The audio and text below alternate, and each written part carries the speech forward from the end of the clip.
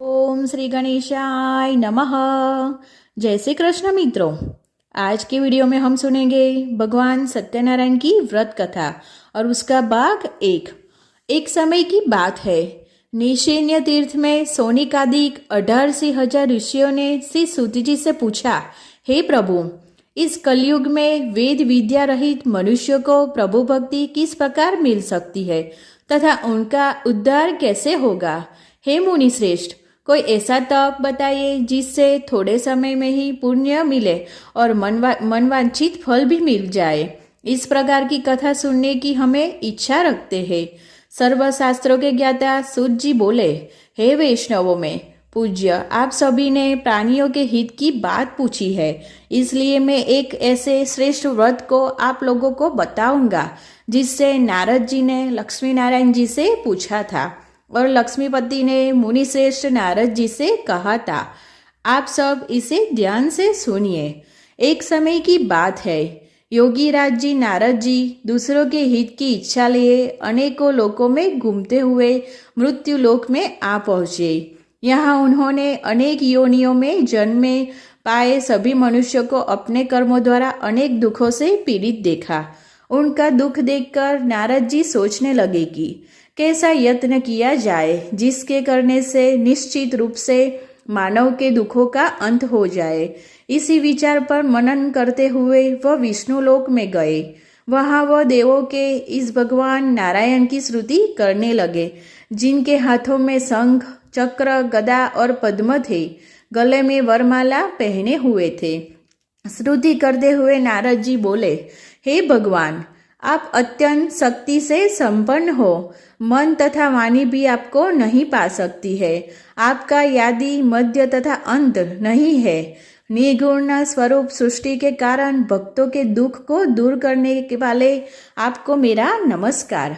नारद जी की स्तुति सुन विष्णु भगवान बोले, हे मुनि श्रेष्ठ, आपके मन में क्या बात है? आप किस काम के लिए पधारे हैं, उससे निसंकोच कहो। इस पर नारद जी बोले कि मृत्यु लोक में अनेक योनियों में जन्मे मनुष्य अपने कर्मों के द्वारा अनेक दुख से दुखी हो रहे हैं। हे नाथ, आप मुझ पर दया रखते हैं तो बताइए कि वो मनुष्य थोड़े प्रयास से ही अपने दुखों से कैसे छुटकारा पा सकते हैं। श्री हरि बोले, हे नारद, मनुष्य की भलाई के लिए तुमने बहुत अच्छी बात पूछी है, जिसके करने से मनुष्य मोह से छूट जाता है। वह बात मैं कहता हूँ, उसे सुनो। स्वर्गलोक व मृत्युलोक में एक दुर्लभ उत्तम व्रत है जो पुण्य देने वाला है। आज प्रेमवश होकर उसे तुमसे कहता हूँ।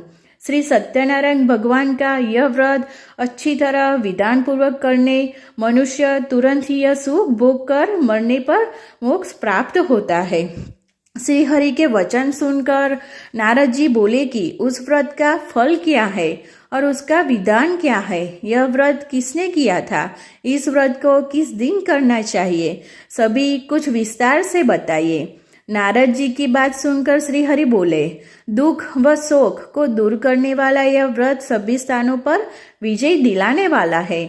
मानव को भक्ति व श्रद्धा के साथ शाम को श्री सत्यनारायण की पूजा धर्म परायण होकर ब्राह्मणों व बंधुओं के साथ करनी चाहिए। भक्ति भाव से नैवेद्य, केले का फल, घी, दूध और गेहूं का आटा सवाया ले। गेहूं के स्थान पर साठी का आटा, शक्कर तथा गुड़ लेकर वह सभी ब्रषण योग्य पदार्थों को मिलकर भगवान का भोग लगाए। ब्राह्मणों से सहित बंधुओं को भी भोजन कराए। इसके बाद स्वयं भोजन करे। भजन कीर्तन के साथ भगवान की भक्ति में लीन हो जाए। इस तरह से सत्यनारायण भगवान का यह व्रत करने पर मनुष्य की सारी इच्छाएं निश्चित रूप से पूरी होती है। इस कली काल अर्थात कलयुग में मृत्युलोक में मोक्ष का यही एक सरल उपाय बताया गया है। इति श्री सत्यनारायण व्रत कथा का प्रथम अध्याय संपूर्ण। श्रीमन नारायण नारायण नारायण भजमन नारायण नारायण नारायण। श्री सत्यनारायण भगवान की जय। तो हरिभक्तों, आज के वीडियो में हम श्री सत्यनारायण व्रत कथा का प्रथम अध्याय सुना। अब हम अगले वीडियो में श्री सत्यनारायण व्रत कथा का द्वितीय अध्याय सुनेंगे। तो आप भी इस व्रत को सच्चे मन से कीजिए और मोक्ष की प्राप्ति कीजिए। जय श्री कृष्ण मित्रों। और आपको मेरा ये वीडियो अच्छा लगे तो लाइक और सब्सक्राइब जरूर करना। और अगले वीडियो में हम जरूर सुनेंगे श्री सत्यनारायण व्रत कथा का द्वितीय अध्याय। जय श्री कृष्ण मित्रों, धन्यवाद।